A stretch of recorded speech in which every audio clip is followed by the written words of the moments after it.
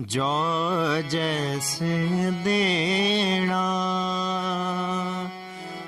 उमासु देवता, जो जैसे देना पीतर देवता। नमस्कार, देहरादूनी प्रियंका के प्लेटफॉर्म में आपका बहुत बहुत स्वागत है। और आज हम आपको मिलवाने जा रहे हैं एक ऐसे युवा गायक से जो कि अपने भारतीय संस्कृति की छाप 55 देशों में विदेशों तक छोड़कर आए हैं और जिन्होंने भारतीय संगीत को इतना बढ़ावा दिया है कि 55 देशों में अपने भारतीय संगीत का इन्होंने प्रतिनिधित्व किया है। और साथ ही पूर्व राज्यपाल जिसे भी ये सम्मानित हैं और एक डॉक्यूमेंट्री भी कर चुके हैं। तो आइए इन्हीं से जानते हैं कि इनके जीवन में संगीत क्या है और संगीत के क्या मायने हैं और संगीत की शुरुआत इन्होंने कैसे की। बहुत बहुत स्वागत है आपका आयुष जोशी जी। जी धन्यवाद, नमस्कार, मेरा सभी को प्रणाम। बहुत ही ज़्यादा हमने मेरे बारे में जी बहुत ही गौरवान्वित महसूस करता हूँ। इसलिए नहीं कि मैं ये सब कर पाया, इसलिए कि अब बारी है मातृभूमि का ऋण उतारने की, उस देवभूमि का ऋण उतारने की जहाँ से हमारा अस्तित्व है, लोग हमें जहाँ से हमारे मूल को जानते हैं। तो संगीत मेरे लिए तो वरदान ही साबित हुआ है और इस देवभूमि का संगीत तो मेरे रोम रोम में बसता है और बसना भी चाहिए, क्योंकि यहाँ की जो सभ्यता, यहाँ की जो बात, चाहे वो प्रकृति की हो या फिर गंगा की जो प्रवाहित जल में है या हवाओं की सरसराहट में, हर चीज़ में संगीत आपको मिलेगा, हर चीज़ में संगीत की बात है। तो आपके जीवन में संगीत की शुरुआत कैसे हुई और ऐसी कौन सी प्रेरणा थी आपकी जिंदगी में जिसने आपको संगीत की ओर आपका रुख कर दिया? जी, संगीत का सफ़र तो महज 7 वर्ष की उम्र में शुरू हो गया था और प्रेरणा हमेशा से रही है मेरी जो गुरु हैं श्रीमाता जी निर्मला देवी परम पूज्य।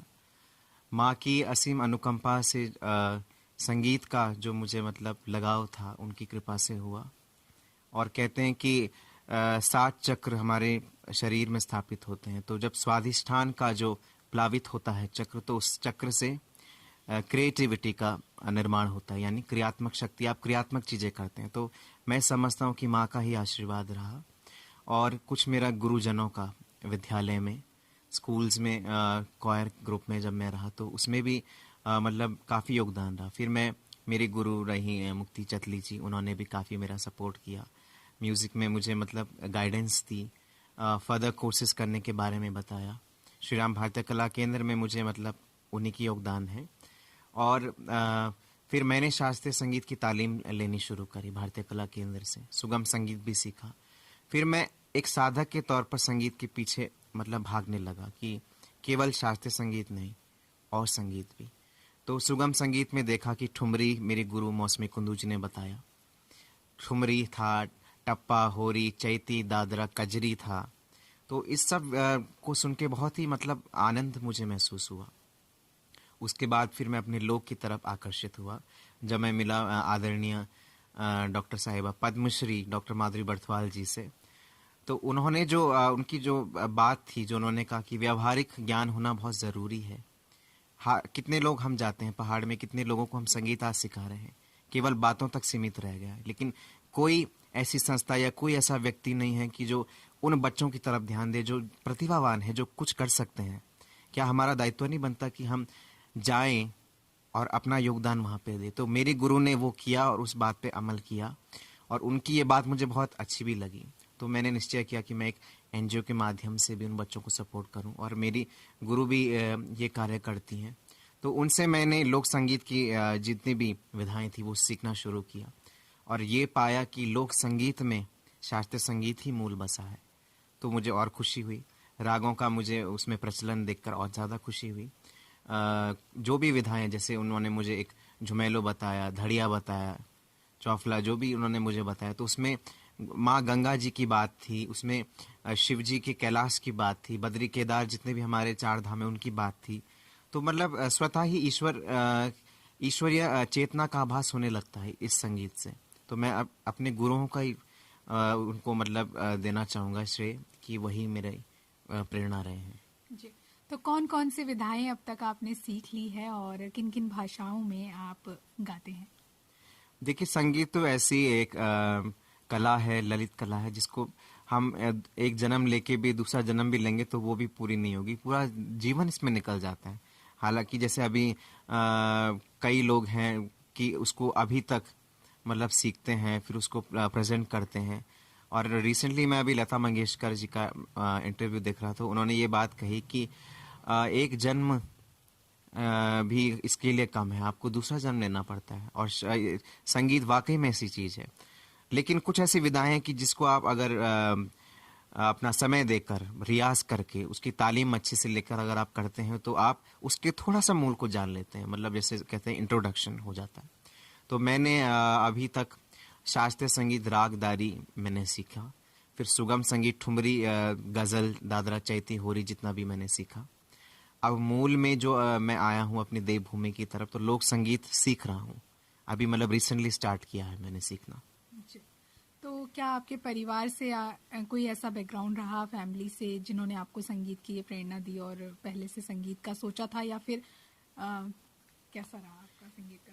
जी, योगदान तो सभी का रहा है, बड़े गुरुजनों का, लेकिन मेरी मेरी माँ का, उनका बहुत बड़ा योगदान रहा कि वो गाती थी और वो मतलब उस चीज़ को आगे लेके जाना चाहती थी, उनसे प्रेरणा मिली। तो माँ ने मुझे बहुत प्रेरित किया इसके लिए, क्योंकि जब वो हम गुनगुनाते थे उत्तराखंड के गाने, तो मैं भी उनके साथ गुनगुनाने लगता था। तो माँ ने बहुत अच्छा मतलब मुझे एक वो दिया कि हाँ, मेरे साथ कोई साथी है जो गा रहा है घर में। तो मेरी माँ का बहुत योगदान रहा, पिता का योगदान रहा, भाई बहनों का रहा, ऐसे सभी का। जी।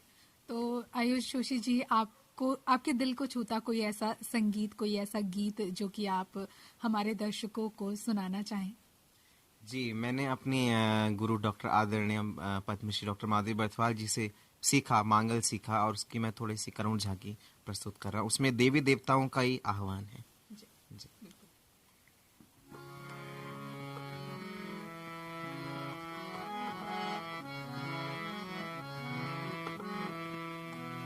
जो जैसे देना खोली का कानिशा,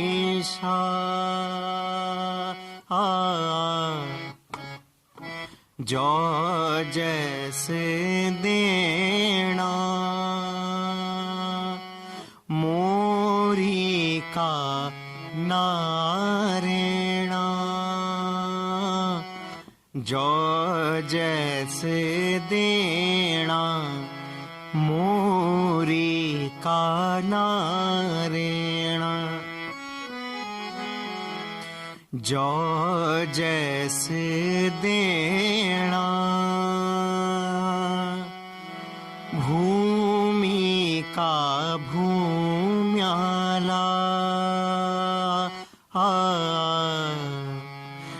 जो जैसे देना आदि बदरी नाथा, जो जैसे देना उमा सुदेवता, जो जैसे देना पीतर देवता,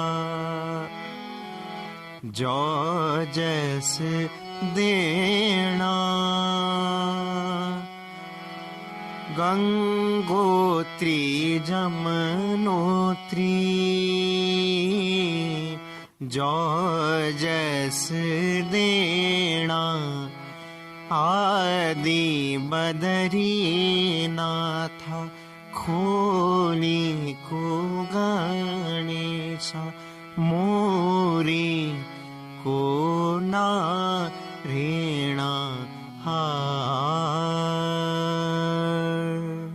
बहुत सुंदर, धन्यवाद। बहुत सुंदर। धन्यवाद। तो आयुष जी, जैसे कि आपकी एक डॉक्यूमेंट्री रही 2020 में, तो उस डॉक्यूमेंट्री के बारे में कुछ बताना चाहेंगे जिसमें आपने अपना गीत दिया, और कैसे और कहाँ से वो डॉक्यूमेंट्री बनी? जी, मुझे कॉल आया रात को। डायरेक्टर का नाम था वायरा पुनिया जी, रशिया से वो डायरेक्टर थी और वो एक डॉक्यूमेंट्री बनाना चाहती थी। तो डॉक्यूमेंट्री का टॉपिक भी मुझे बहुत पसंद आया, गंगा, माँ गंगा के ऊपर था और बर्थ ऑफ गंगा उसका वो था, लेकिन बाद में शेड्स ऑफ गंगा हो गया। तो मतलब बर्थ ऑफ गंगा, उत्पत्ति, गंगा की उत्पत्ति के ऊपर डॉक्यूमेंट्री थी। तो मैंने वो उसका स्क्रिप्ट पढ़ा, बहुत सुंदर मुझे लगा। तो मैंने उसमें भगीरथ जी की आवाज़ का मुझे सौभाग्य प्राप्त हुआ, उसमें दी और कुछ मंत्रों का उच्चारण किया, माँ गंगा की स्तुति उसमें प्रस्तुत की। तो वो मेरे लिए बहुत आशीर्वादित उस समय पल था, क्योंकि पूरे भारत देश से हमारे मतलब जो भी हमारे गढ़ जननी जो भी रही हैं, भारत माँ तो हैं, लेकिन माँ गंगा जो जननी जानवी जिनको कहा जाता है, उनके ऊपर मतलब विदेशी भाई बहन हमारे कुछ काम कर रहे हैं, तो वो तो बहुत गर्व की बात है हमारे लिए कि इतना लोग हमारे सभ्यता को लेके, हमारा जो कल्चर है, इतना वास्ट कल्चर है, उसकी तरफ इतना आकर्षित होते हैं। और बहुत ही मतलब अच्छा लगा उसको गा के। और वो डॉक्यूमेंट्री पूरे विदेश में, पूरे दुनिया ने उसको देखा और सराहा। जी, बहुत बहुत शुभकामनाएं आपको। आपने भारत देश का प्रतिनिधित्व किया, भारतीय संगीत, भारतीय संस्कृत का प्रतिनिधित्व किया इतने सारे देशों में। तो जैसे आप इतने सारे देशों में गए, तो वहाँ का जो कल्चर है और यहाँ का जो संगीत है, इसको किस तरह से वहाँ के लोग देखते हैं? देखिए, वहाँ का संगीत और यहाँ का संगीत में बहुत ज़मीन आसमान का अंतर है। यहाँ का संगीत आपको साधक बनाता है, लेकिन वहाँ का संगीत आपको आर्टिस्ट या परफॉर्मर बनाता है। मैं आज भी लोगों से कहता हूँ कि अपने आप को भारतीय कलाकार, अपने आप को आर्टिस्ट की उपाधि ना दें। वी आर नॉट आर्टिस्ट, हम गंधर्व हैं, जो उसका प्रॉपर वर्ड यूज़ किया जाना चाहिए। गंधर्व, गंधर्व कौन है? जो देवों के सामने अपनी संगीत की प्रस्तुति दे रहे हैं। तो इस तुल्य अपने आप को आप मानिए। आर्टिस्ट तो सिर्फ एक लिमिटेड, उसने पैसा लिया, अपना काम किया, सिर्फ परफॉर्मेंस, मनोरंजन बेस्ड। लेकिन एक गंधर्व, एक जो साधक होता है, गंधर्व हमेशा एक गंधर्व ही रहता है, उसकी कला उससे प्रभावित होती है। तो उस पाश्चात्य संस्कृति का जो संगीत है, उसमें केवल आपको जो भारतीय मूल हैं, जो रागधारी, वो आपको कम मिलेंगी। भारतीय संस्कृति में राग का प्रचलन ज़्यादा है, तो उसमें आपको अलग अलग राग मिलेंगे, जिन रागों के तहत हमारी जितनी भी बीमारियां वो दूर की जा सकती हैं। तो हमारे जितने भी वेस्टर्न कल्चर के लोग हैं, जो भी म्यूजिशियन हैं, सीकर हैं, वो भारत में आते हैं, बड़े बड़े उस्ताद लोगों से तालीम ले रहे हैं, संगीत की सीख रहे हैं। और बर्कली कॉलेज ऑफ म्यूज़िक एक है विदेश में, वहाँ से हमारे भारतीय भी कुछ जाते हैं। तो मेरा मतलब ये कहना है कि जिस भारत भूमि का संगीत इतना महान है, तो उस भारतीय भूमि को छोड़कर आप विदेश में संगीत सीख रहे हैं, तो ये मतलब भारतीय संगीत के लिए एक कुछ मतलब समझ नहीं आती बात। क्योंकि भारतीय के मूल में आप रहिए, यहाँ के जो बात है, वो बात आपको वहाँ नहीं मिलेगी। तो बहुत ही मतलब हमारा संगीत तो बहुत समृद्ध है भारतीय। जी, तो जब आप वहाँ पे आपने प्रतिनिधित्व किया, तो वहाँ के लोगों को कैसा लगा हमारा भारतीय संगीत? जी, वहाँ के लोगों को बहुत सुंदर लगा, क्योंकि मैंने जो पहली प्रस्तुति थी वो ओम का उच्चारण से किया, ओमकार से किया था। फिर मैंने गायत्री मंत्र से शुरू किया। फिर मैंने शिवोहम एक भजन गाया था, जिसमें ये बताया गया है कि मैं ही आत्मा हूँ, आत्मा अमर है, उसको कोई पानी या आग, जितने भी तत्व हैं, वो गला नहीं सकते। तो उसका ट्रांसलेशन जब उन्होंने वहाँ पे किया, तो वो लोग बहुत टच्ड हो गए इस बात को सुन के। हालांकि वो बहुत ज़्यादा ध्यान इस चीज़ों में विश्वास करते हैं, स्पिरिचुअल एस्पेक्ट में बहुत बिलीव करते हैं। तो भजनों के माध्यम से या उस संगीत के माध्यम से उनको जब ये बात पता चलती है, तो वो उसको उसके मूल में उतरते हैं, उसको सीखते हैं। 4 बजे उठते हैं ध्यान करना बाकायदा, और जब बैठ जाते हैं तो उनको हिलाना मुश्किल हो जाता है। इतना मतलब गहन ध्यान वो करते हैं, हमसे भी ज़्यादा। तो आप विदेशों के लोगों को भी अभी प्रशिक्षण दे रहे हैं संगीत का? जी, बेनिन अफ्रीका से एक 2 मेरे शागिर्द हैं, वो सीख रहे हैं इंडियन क्लासिकल म्यूज़िक। कुछ रशिया से हैं, दुबई से हैं, चाइना से हैं, और कुछ भारतीय मूल के हैं, वो भी सीख रहे हैं। और मैं खुद ही सीख रहा हूँ। मैं कहता हूँ कि मैं क्या सिखाऊँ, मुझे तो अभी कुछ नहीं आता। लेकिन जो अनुभूति, मैं कहता हूँ अनुभूति जो मैंने ली है, वो अनुभूति में दे रहा हूँ, उन्हें बांट रहा हूँ, सिखा नहीं रहा हूँ, बस अनुभूति को शेयर कर रहा हूँ। तो आयुष जी, भविष्य की अब क्या योजनाएं हैं? जी, भविष्य की योजना यही है कि इस जीवन को अपनी मातृभूमि के लिए, इस देश के लिए न्योछावर करना है। और जो भी मैं संगीत के माध्यम से या फिर सेवा भाव के माध्यम से, समाज सेवा के माध्यम से, तो मेरा अभी ये निर्णय है कि मैं देवभूमि की संस्कृति को सजूं। जितनी भी हमारी महिलाएं हैं पहाड़ में, क्योंकि वो बाकायदा जानती हैं हमारे संगीत को, उनसे अब मेरा ये पहल है कि मैं उनको संगीत उनसे वो एकत्रित करूं, उनको पैसे भी दूं ताकि वो सशक्त भी हों, उनका सशक्तिकरण हो और उनको एक प्लेटफॉर्म मिले एनजीओ के माध्यम से। और दूसरा ये है कि कोई भी बच्चा हमारा देश का शिक्षा से वंचित ना रहे, ये मेरी कामना है आगे के लिए। बहुत बहुत शुभकामनाएं आपको आयुष जोशी जी। आपने अपनी लाइफ से जुड़ी इतनी सारी चीजें साझा करी, साथ ही संगीत का प्रतिनिधित्व करते हुए आपने भारत का प्रतिनिधित्व किया और संगीत के बारे में इतनी अच्छी बातें आपने हमारे दर्शकों संग साझा की। आपको बहुत शुभकामनाएं आपके भविष्य के लिए। धन्यवाद। धन्यवाद मैम।